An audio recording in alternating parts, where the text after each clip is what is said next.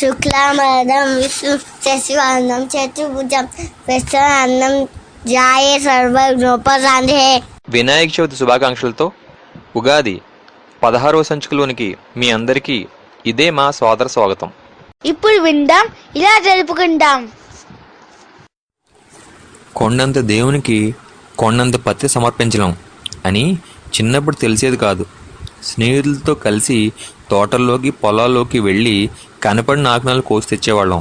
ఇష్టపడి పూజ చేశాక స్నేహితుల ఇంట్లోకి వెళ్ళి ప్రతి ఇంట్లో ప్రసాదం తీసుకుని వచ్చేవాళ్ళం. అంతేగాని మా గణేశుడు గొప్ప అంటే మా గణేశుడు గొప్ప అని దెబ్బలాడుకోలేదు ఎప్పుడు. అదేంటో మా ఊళ్ళో ఒక్క గణేష్ మండపమే ఉండేది. అప్పుడు అంతా కలిసి ఉత్సాహంగా పండగగా జరుపుకునేవాళ్ళం. ఇప్పట్లా వీధికి ఒక గణేష్ మండపం లేదు, చందాలు ఇవ్వండి అని ఎవరిని పీడించను లేదు అంటూ బాధపడ్డాడు మా స్నేహితుడు.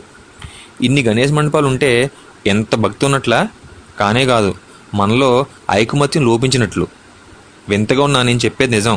చూడండి, కావాలంటే దేవుడి మీద భక్తి కన్నా పోటీతత్వం ఎక్కువైపోయింది.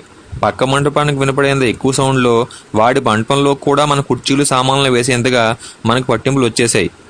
అంతేగాని కలిసి ఉందాం అనుకోవట్లేదు ఎప్పుడు. ఇక మట్టి విగ్రహాలను పూజించడం వలన పర్యావరణానికి మంచిది అని తెలిసినా ప్లాస్టర్ ఆఫ్ ప్యారిస్తో తయారు చేసే విగ్రహాలనే పూజిస్తాం. మన నీటి వనరులను మనమే పాడు చేసుకుంటున్నాం. మనం ఎంత గ్రేటో కదా. ఇక గణేశుని ప్రతిమలు ఇష్టం వచ్చిన రీతిలో తయారు చేసినవి పూజించి వెరైటీ అంటున్నాం. నిమజ్జనం రోజున తాగేసి గోల చేస్తున్నాం. ఎంత పొరపాటు. గణేశుడు అంటే గణేష్నే పూజిద్దాం. మూర్ఖ పద్ధతిలో ఉన్న గణేష్ ప్రతిమలను నిరసిద్దాం. పవిత్రంగా గణేష్ నిమజ్జనం చేద్దాం. అగజానన పద్మార్గం గజానన మహానిధం అనేకదంతం భట్టానం ఏకదంతం ఉపాస్మహే. ఇప్పుడు గణేష్ పచ్చకళ.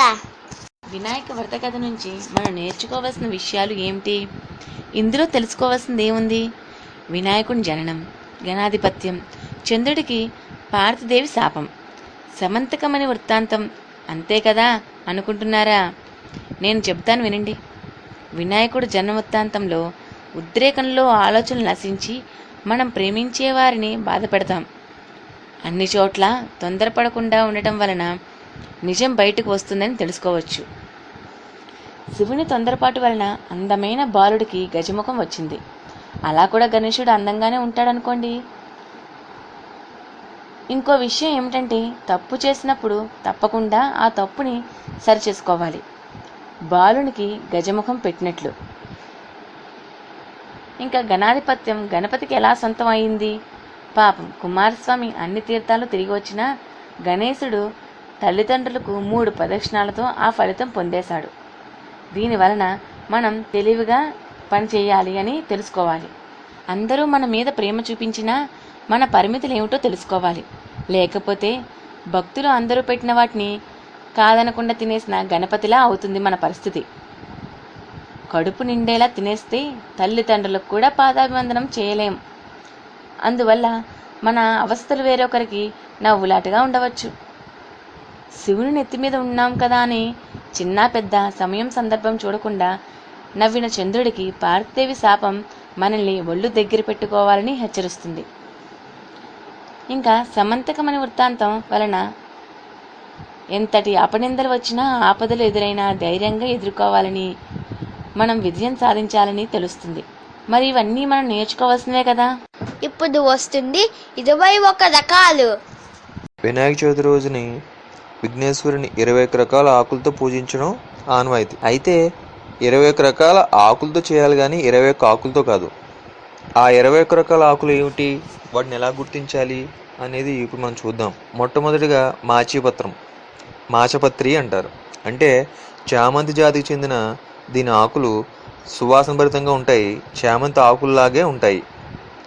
రెండవది దూర్వాపత్రం. దూర్వాపత్రం అంటే గరిక. ఇది కూడా 2 రకాల గడ్డి జాతి మొక్కలే. ఇది విఘ్నేశ్వరునికి అత్యంత ప్రీతిపాత్రమైనవి. తర్వాతది అపామార్గ పత్రం. ఇదే ఉత్తరేణి. దీని ఆకులు ముళ్ళు కలిగి గుండ్రంగా ఉంటూ ఉంటాయి, కాళ్ళకి కూడా గుచ్చుకుంటే జాగ్రత్తగా కొయ్యాలి. తర్వాతది బృహతీపత్రం. దీన్ని మొలక అంటారు. చిన్న మొలక, పెద్ద మొలక అని 2 రకాలు. ఇవి వంగాకుల మాదిరిగా ఉంటాయి. తర్వాతది దత్తూరపత్రం అంటే ఉమ్మెత్త. ఇది ముళ్ళతో ఉండేటువంటి మొక్క ఇది. తర్వాత తులసి పత్రం. తులసి గురించి తెలియదే ఉంది. ఇంటికో తులసి, వీధికో వేప అన్నారు. దానివల్ల గ్రామం అంతా పచ్చగా కలకలాడుతుందని. అలాగే బిల్వపత్రం. బిల్వపత్రం అంటే మారేడాకులు, 3 ఆకులు కలిపి ఉండేటువంటి ఇది శివునికి, మహాలక్ష్మీదేవి కూడా ఇష్టమైన ఆకులు ఇవి. తర్వాత బదరీపత్రం. బదరీ అంటే రేగుల పళ్ళు, సో రేగు చెట్టు ఆకులు అన్నమాట. తర్వాత చూతపత్రం. చూతపత్రం అంటే మామిడాకులు. మామిడాకు కట్టకుండా మనం ఏ శుభకార్యం చేసుకుంటామండి. తర్వాత కరవేర పత్రం. ఇదే గన్నేరు ఆకులు. గన్నేరు పూలు ఎరుపు, తెలుపు రంగులు, రేగ గన్నేరు ఇలా రకాలు ఉంటాయి, ఏదైనా పర్వాలేదు. మరువ పత్రం. ఇదే మరువం, ధవనం అని. ఆకులు ఎండినా మంచి సువాసనగా ఉంటుంటాయి కదా, అవన్నమాట. శమీపత్రం అంటే జమ్మి చెట్టు ఆకులు. మనం శమీ సమేతే పాపం అంటూ దసరా రోజుల్లో ఈ చెట్టు ఆకుల్ని బంగారం కింద మనం ఇచ్చుకోవడం ఆనవాయితీ. తర్వాత విష్ణుక్రాంత పత్రం. ఇది కూడా నీలం, తెలుపు రంగు పువ్వులతో దొరుకుతూ ఉంటుంది. తర్వాత సింధువార పత్రం. ఇదే వాయువుల ఆకు కూడా. అశ్వత్థ పత్రం. రావి ఆకుల్ని అశ్వత్థం అంటారు. రావి చెట్టు ప్రదక్షిణాలు చేయడం మనకు తెలిసిందే కదా. దాడిమి పత్రం. దాడిమి అంటే దానిమ్మ ఆకులు అన్నమాట. ఇక్కడ విశేషం ఏంటంటే దానిమ్మ ఫలాన్ని కనుక నైవేద్యం పెడితే అమ్మవారు త్వరగా కరుణిస్తుందట. తర్వాత జాజిపత్రం. సన్నజాజి, మల్లె జాతి సంబంధించినటువంటి మొక్క. తర్వాత అర్జున పత్రం. మద్ది చెట్టు ఆకుల్ని అర్జున పత్రం అంటారు. దేవదారు పత్రం. దేవతలకు అత్యంత ఇష్టమైన ఆకు ఈ దేవదారు వృక్షం. ఈ మానుతో చెక్కిన విగ్రహాలు మంచి సహజంగా ఉంటాయట. గండకీ పత్రం. దీన్నే దూర్వార్లత అని కూడా అంటారు. ఇది భూమిపైన తీగ మాదిరి పాకి గడ్డి మాదిరిగా పెరుగుతూ ఉంటుంది. అర్కపత్రం. అర్కం అంటే జిల్లేడాకులు. ఈ అర్కపత్రమే జిల్లేడాకుల్ని 21వ రకమైన పత్రంగా మీకు చెప్తున్నాము. అలాగే ఈ యొక్క గణేష్ చవితికి మట్టి వినాయకుల్ని పూజించడం మర్చిపోకండి. ఇప్పుడు ఈ కత్తి చూడు. కన్స్ట్రక్షన్స్లో ఇలాంటివి అనేది మెలకువలు చాలా ఇంపార్టెంట్. ఎప్పుడైనా సరే మనం ఇల్లు అనుకున్నప్పుడు ఒక పెద్దవాళ్ళని కన్సల్ట్ చేయటం చాలా ఇంపార్టెంట్. ఒక పెద్దవాళ్ళు మన దగ్గరుండి వాళ్ళకి అన్నీ ఎక్స్ప్లెయిన్ చేస్తూ ఇంటి గురించి వాళ్ళు ఇచ్చే సూచనలు కానీ వాళ్ళు ఇచ్చే సలహాలు కానీ అన్నీ పాటించాలి. పెద్దవాళ్ళు అన్నప్పుడు వాళ్ళకి మన వయసు కంటే డబుల్ వయసు ఉన్నవాళ్ళు, వాళ్ళు మనం చూసిన దానికంటే లోకాన్ని ఇంకా చాలా ముందు నుంచి చూశారు. సో వాళ్ళు చూసిన ఎక్స్పీరియన్స్తో మనం క్యాలిక్యులేట్ చేసుకుంటే మనకి చాలా విషయాలు తెలుసుకుంటాం అన్నమాట. ఫర్ సపోజ్ ఎగ్జాంపుల్, ఇంతకుముందు మనం ప్రతి ఒక్కళ్ళు ఇండిపెండెంట్ హౌస్ గురించి ఆలోచిస్తారు. ఇప్పుడు అనేది ప్రతి ఒక్కళ్ళు ఇన్కమ్ సోర్స్ పెరగడం వలన ప్లస్ తక్కువలో ఇల్లు రావాలనుకోవటం ప్రయత్నంలో ప్రతి ఒక్కళ్ళు అపార్ట్మెంట్కి ప్లాన్ చేస్తున్నారు. అపార్ట్మెంట్ ప్లాన్ చేసుకున్న సందర్భంలో మీరు మెయిన్గా పట్టించుకోవాల్సిన పాయింట్స్ ఏంటంటే, one is main basic need. మనకి పొద్దున్న లెగిసినప్పటి నుంచి మెయిన్ బేసిక్ నీడ్ కావాల్సింది ఏంటంటే వాటర్, గాలి, వెంటిలేషన్ 3 ఉండాలి. ఫస్ట్ ఆఫ్ ఆల్ మనకి కావాల్సిన వాటర్. పొద్దున్న లేసే కాలకృత్యాలు తీర్చుకోవడానికి కానీ, లేకపోతే మంచినీళ్ళు తాగడానికి కానీ, లేకపోతే తిండి తినడానికి కానీ, ఏదైనా సరే మనకి బేసిక్ నీడ్ అనేది కంపల్సరీగా నీరు లేకపోతే మనకి లైఫ్లో ఆల్మోస్ట్ మనం లేనట్టే. సో ఇక్కడ మనం చూసుకోవాల్సింది అంటే నీళ్ళు, ఎటువంటి నీళ్ళు దొరుకుతున్నాయి. Either it is bore water లేదా మంజీరా వాటర్ ఆర్ తాగే వాటర్, లేకపోతే ఏంటిదనేది ఒకటే ఆలోచించుకోండి. ప్లస్ ఒకవేళ మీకు ఏదైనా వాటర్ గురించి డౌట్ ఉన్నది అనుకుంటే కనుక ఈ రోజుల్లో మనకి మార్కెట్లో ఎలాగో దొరుకుతున్నవి ఇన్స్ట్రుమెంట్స్, వాటర్ మెజర్ చేసేవి, మెజర్మెంట్స్ ఎంత క్వాలిటీ ఉన్నాయి, ఎంత తాగొచ్చ పరిమాణాల్లో ఉన్నాయి, మినరల్ వాటర్స్ అన్నీ కరెక్ట్గా ఉన్నాయా అనేది ఆలోచించుకోవాలి. తర్వాత గాలి. ఇప్పుడు మన ఇంట్లో ఉన్నప్పుడు గాలి, వెలుతురు అనేది చాలా ఇంపార్టెంట్. ఎందుకంటే గాలిని మనం ఒక దేవుడు కింద కొలుస్తాం కాబట్టి ఆ దేవతలు అనేది పాస్ అవ్వాలంటే గాలి ద్వారానే ఏదైనా జరుగుతుందని నా నమ్మకం. సో గాలి అనుకోగానే వెంటిలేషన్స్ 2 ఉండాలి. గాలి ఎలా ఉండాలి అనుకున్నప్పుడు ఒక్కొక్క రూమ్లోంచి పాస్ అయ్యి ఇంకొక రూమ్లోంచి గాలి వెళ్తున్నది అంటే కనుక అది చాలా మంచి హౌస్ అన్న అభిప్రాయం. ఎందుకంటే నాకు మా నాన్నగారు చెప్పిన అభిప్రాయం అది, ప్లస్ నా ఆలోచన కూడా. ఎప్పుడైతే మనకి మైండ్ ఫ్రీగా ఉండాలనుకుంటే మనము ఏ పార్క్లోనో ఏ టెంపుల్లోనో వెళ్ళి కూర్చుంటాం. ఎందుకంటే ఆ వేవ్స్ అనేది మన మీద పడి మనని ఎంత టెన్షన్లో ఉన్నా సరే, ఎంత కోపంలో, ఎంత చిరాకులో ఉన్నా సరే మన మైండ్ సెట్ మార్చేది గాలి. సో ఈ పాయింట్ అనేది మీరు ఆలోచించుకోవాలి. గాలి ఫ్రీక్వెన్సీ ఎలా ఉంది పక్కన. ఈ రోజుల్లో ఎలా ఉందంటే ప్రతి ఒక్కళ్ళు బిల్డింగ్లు కట్టేసి ఇష్టం వచ్చినట్టు అగ్గిపెట్టెలాగా ఇల్లు కట్టేస్తున్నారు. 110 స్క్వేర్ యార్డ్స్లో డూప్లెక్స్ హౌస్ కట్టేస్తున్నారు, లేదా 600 స్క్వేర్ ఫీట్లో అపార్ట్మెంట్ ఫ్లాట్లు అమ్మేస్తున్నారు. అవుతుంది. ఎలా అవుతుందా అంటే దానికి గాలి వెలుతురు ఉండదు, వాటర్ సప్లై ఉండదు, లేకపోతే కట్టిన మెటీరియల్ మంచిగా ఉండదు అనేది మనం ఇవన్నీ ఆలోచించుకోవాలి. మనం డబ్బులు తక్కువ పడుతున్నవి కదా అని చెప్పేసి మనం తొందరపడితే మాత్రం ఈ పాయింట్లో మాత్రం చాలా మోసపోతాం. ఎందుకంటే మనం లైఫ్ లాంగ్ దాంట్లో ఉండాల్సిన వాళ్ళం కాబట్టి ఏదో మనం తీసేసుకొని రెంట్కి ఇచ్చేసామో లేకపోతే ఎక్కడ అమ్మేద్దాం అనే ఇన్వెస్ట్మెంట్ ఆలోచన మనకి ఉండదు. ఎందుకంటే we are all basic like common man అనుకున్నప్పుడు మనం కంపల్సరీగా మనం ఎన్ని పాయింట్స్ ఆలోచించాలి. ఇవన్నీ నేను ఆలోచించాను, చేసుకున్నాను. ప్లస్ ఇంకొకటి, ఈ రోజుల్లో చిన్న పెద్ద పిల్లలు అందరూ ఉన్నప్పుడు ఆ బిల్డింగ్ ఒకవేళ అపార్ట్మెంట్ అయితే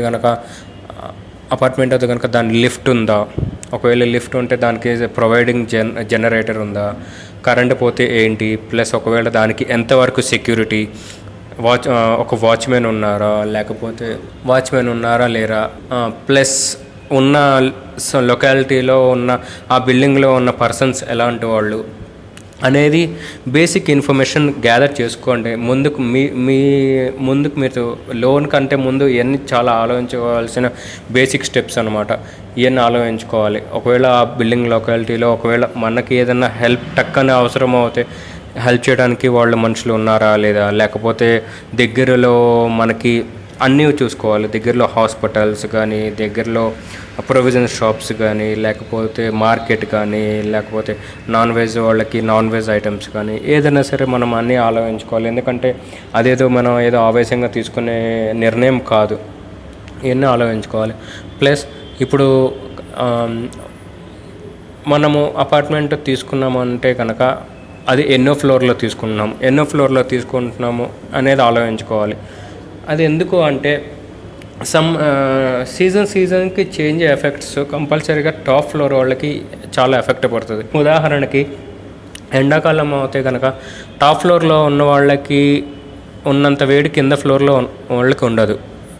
ఎందుకంటే పైన ఎండ, వెలుతురు, చల్లదనం అన్నీ పై వాళ్ళకే వస్తాయి. సో అది ఆలోచించుకోవాలి. ఎస్పెషల్లీ మీరు చిన్నపిల్లలతో కానీ ముసలి వాళ్ళతో కానీ ఉన్నప్పుడు ఇది చాలా ఆలోచించుకోవాల్సిన విషయం. ఒకవేళ కట్టేటప్పుడు బిల్డింగ్లో పైన రూఫ్ సీలింగ్ కానీ, ఫాల్ సీలింగ్స్ కానీ, లేకపోతే ఏసీ ప్రొవిజన్స్ కానీ ఇవన్నీ పెట్టిన లేదా అనేది మనం అపార్ట్మెంట్లో మెయిన్గా తీసుకోవాల్సిన మెజర్మెంట్స్ ఇవన్నీ. ఇప్పుడు విందాం ఇదేమి వంట. చాలా రోజులుగా మీతో పంచుకోవాలనుకుంటున్న ఒక విషయం ఇప్పుడు చెప్తాను, సరేనా? అమ్మ ఇంటి పనులు చేస్తుంటే నాన్న సంపాదనతో ఇల్లు గలుపుతారు కదా, మరి ఇందులో ఎవరు ఎక్కువ ఎవరు తక్కువ అనే ప్రశ్న ఉదయిస్తుందా? మన ఆఫీసులో పనిచేస్తుంటే ఒక్కోసారి సరిగా పని చేయకపోతే మన బాసు తిట్లు తప్పవు. ఒక్కోసారి బాగా పని చేసినా ఏదో వంగతో తిడుతూ ఉంటారు. అప్పుడు మనం చాలా బాధపడతాం. సరే, మన ఇంటి యజమానురాలు కష్టపడి మన కోసం వంట వండితే పేర్లు పెడుతూ వాళ్ళని వంట చేయడం మానేసేంత లెవెల్లో సతాయిస్తాం. అబ్దుల్ కలాం గారి జీవితంలో దీని గురించి ఒక సంఘటన చెప్పారు. ఒకానొక రోజు వాళ్ళ అమ్మగారు రొట్టెలు కాల్చడంలో మాడిపోయాట.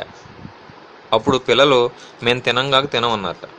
కానీ కలాం గారి తండ్రి ఒక్క మాట కూడా మాట్లాడకుండా ఆ గోధుమ రొట్టెలు తినేసి వెళ్ళిపోయారు. అంత మాడిపోయిన రొట్టెలు ఎలా తినగలిగారు అని అడిగితే ఆయన చెప్పిన సమాధానం మనందరికీ ఒక కనువిప్పు. చూడు బాబు, మన పనిలో కూడా పొరపాట్లు జరుగుతూ ఉంటాయి. అంత మాత్రాన మనం పనికిరాని వాళ్ళమా? అలాగే అమ్మ కూడా చిన్న పొరపాటు చేశారు అంతే అన్నట్ట. ఇంకెప్పుడైనా అన్నం సరిగా ఉడకలేదనో కూర బాగోలేదనో విసుకునే ముందు ఈ విషయం బాగా గుర్తుపెట్టుకోండి, సరేనా? విన్నారు కదండి, ఇక్కడితో ఈ సంచికలోని విశేషాలు ముగిశాయి. తర్వాతి సంచికలో మళ్ళీ కలుద్దాం. మరొకసారి వినాయక చవితి శుభాకాంక్షలు.